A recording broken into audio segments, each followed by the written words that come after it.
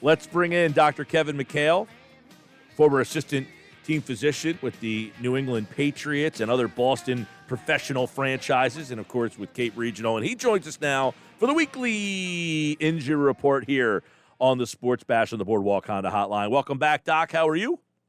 I'm doing all right. I'd rather be talking a lot of Cowboys instead of all these Eagles and Phillies going down. But well, I got a couple Cowboys in the hopper in case we get that far, but let's get a couple of Philly stuff first here. Phillies placed Rhys Hoskins on the 10-day injured list to the ulnar collateral ligament. They're even talking about the possibility of Tommy John surgery. He said he might be able to come back, but you have a UCL problem playing first base, and that seems like a big problem. Yeah, it is a big problem, but this is a little bit different than the typical UCL injuries that we talk about. So, first of all, we're usually talking about people, our pitchers, with these types of injuries, and it's kind of a chronic degenerative problem with all that load that goes across the UCL, which is a ligament on the inside of the elbow that helps stabilize that elbow. But in the throwing motion, there's a ton of load across there, and particularly for pitchers, throwing 90-mile-an-hour fastballs, you can get overloaded over time, and that overuse can lead to these micro tears that eventually lead to a rupture. And then they have that surgery, that dreaded Tommy John procedure that can lead to a year and a half recovery. But in position players, the good news is a lot of times it's a much quicker recovery, about half that time. Sometimes it's short of 6 to 9 months. But usually, again, that's their throwing elbows. In this case, it's his non-throwing elbow, and it was an acute tear, not what we would consider like a degenerative tear, because it was from that awkward tag that he had. So these things are positive things. Position player and his non-throwing elbow, it should be a much quicker recovery time. That being said, even though it's not a throwing elbow, the muscles overlying that area where that UCL is play a major role in your grip strength. And it's unclear if he's going to have the strength to get back before the end of the season, especially with this abbreviated, condensed schedule that's coming up. That timeline that we have is only really 11 days. Usually we're talking about a minimum of 11 weeks with non-op management for these injuries. So although it's possible because he's a position player and non-throwing arm, it's not looking good for this season. Yeah, I was going to say it's a 10-day DL, which means 4 games would be left in the season unless they made the playoffs. It would be interesting to see if he's able to even be ready for those final 4 games. That's Rhys Hoskins, the ulnar collateral ligament in his left elbow. All right, let's go to his teammate, JT Realmuto. He has been diagnosed with a mild hip flexor strain earlier in this week. Not in the lineup today again. Not on the DL yet, or the IL, I guess they call it now. So is this something that you think is like a day-to-day type thing? Should we see Realmuto again soon?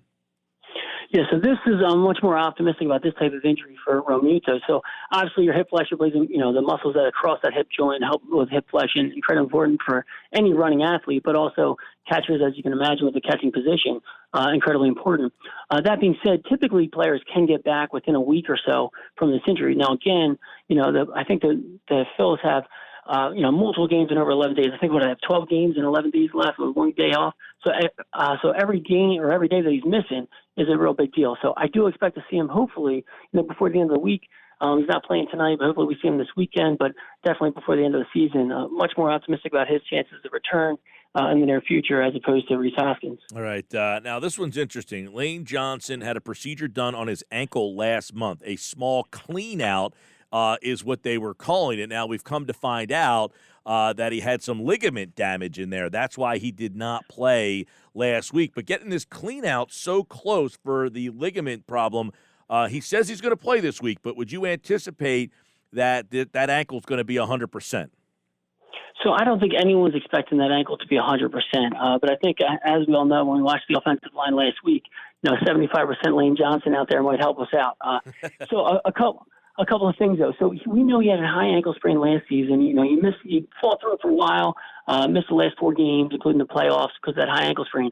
And a lot of times high ankle sprains can heal very well without surgery. And it sounds like his did. I mean, he was doing well in the offseason. Obviously, he returned to practice and over the summer without much problems. But then apparently he re-aggravated in that scrimmage in August. So high ankle sprains, when you treat them non-op, they usually can heal. But anytime you have a healed injury, you're a little bit more prone to re-aggravation, which it sounds like he did. When they have a clean-out procedure of an ankle, there's a couple things they can do. Arthroscopically, they put a little camera in there, and they can clean out any loose cartilage debris or loose body floating around there, kind of like shaking a pebble out of your shoe, and they can clean up any bone spurs that help kind of prevent motion. So you decrease pain, increase motion, and can help a lot with these athletes. it sounds like, based on his most recent interview, that it sounds like they may have done a tightrope procedure that was obviously made famous by Tua a while back, and that could give that additional stabilization to his those ligaments that connect the lower leg bones, your tibia and fibula, which are injured in that high ankle sprain, and hopefully will allow him to completely heal and get back to playing without so much pain. But I think there's no question that he's not going to be 100% this week. But hopefully now that with that procedure behind him, we'll see him getting better and better each week from here on out. Yeah, he said he actually re-tore an ankle ligament in the scrimmage. So, I mean, how long ago was that? About a month ago. Is this a pretty fast track to get him back? Yeah, I mean, there's no question they're rushing the return. I think, it doesn't necessarily mean it's not safe for him to play, but it's a quick return. A lot of times after these tightrope procedures, we've seen players get back in 4 weeks. I think it's even shorter timeline for him if he's going to be playing this Sunday. There's no question his ankle's still going to be sore and swollen. They'll do a lot to help control that swelling. They have these kind of game-ready devices to ice down the ankle and kind of apply pressure to get rid of some of that swelling. They'll also do a lot to tape up and support that ankle while he's out there playing, because it'll be almost like a cast by the time he's on the field. That being said, there's no question that this ankle's going to be painful for him this weekend. Hopefully, having him on the field will still improve the Eagles' chances. All right, a couple Cowboys here. These are very important players for them. That's why we bring them up. Leighton, Vander, Esch, a CT scan revealed a clean break of the collarbone. How long of an injury is that? And you break that collarbone, I mean, that's something that is a linebacker. I mean, you're pretty much making the tackle with the shoulder in there almost every single time. That's a tough one to come. Even when it's fully healed, I feel like that's tough to come back from. Yeah, obviously as a linebacker, they're taking tons of hits in that area, and the collarbone sees a ton of force when they're making those tackles. In general, though, once these fractures heal, they really have a good chance of going on to playing without any limitations and not having problems. The problem is obviously it does take time to heal. Now, non-operatively, if they allow that to heal non-operatively, it takes several more weeks than if you fix it surgically, because once you fix it surgically, you have a plate and screws holding that together, it gives a lot more stability to that fracture. It brings those bone edges so they're lined up so they can heal across there without jumping of a gap that's there if it was displaced. And a lot of times we see players that are able to return much faster after it's fixed with more strength and endurance. That being said, it's still usually at least a 6 to 8 week recovery timeline. And the fracture is not even fully healed at that point. On average, it takes at least 8 to 9 weeks for it to heal, but it should be strong enough to see him on the field. I wouldn't be surprised if he takes that full 8 weeks to get back out there at the linebacker position. But we'll see. We see people beat these timelines all the time.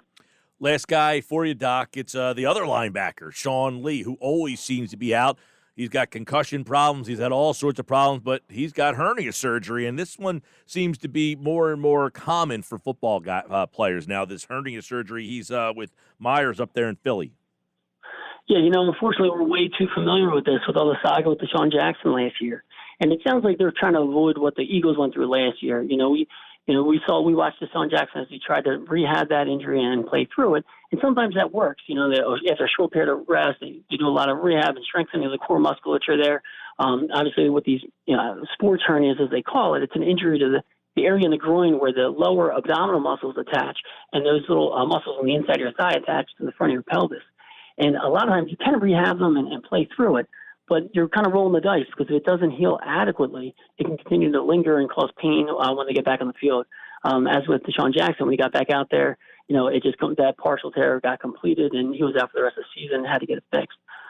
By getting it surgically repaired, unfortunately, it's definitely a longer time out to begin with. It's a guaranteed at least 6 weeks out.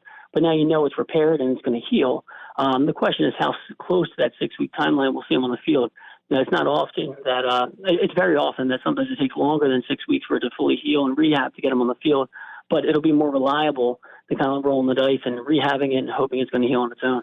All right. Obviously, the Eagles lose. They had a lot of guys hurt last week, and obviously like to see them get back and healthy. But we always learn something talking to Dr. Kevin McHale. And the injury report here on the Sports Bash, it's brought to you by Penn Orthopedics and Cape Regional Health Systems, the best of both worlds for a healthier life. For an appointment, call 609-463-CAPE or visit caperegional.com/orthopedics.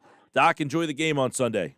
Hopefully I will. We'll see. Yeah, that was not fun to watch and sit through, and he, like all guys, appeared via the Boardwalk Honda hotline. The doctor back in the house.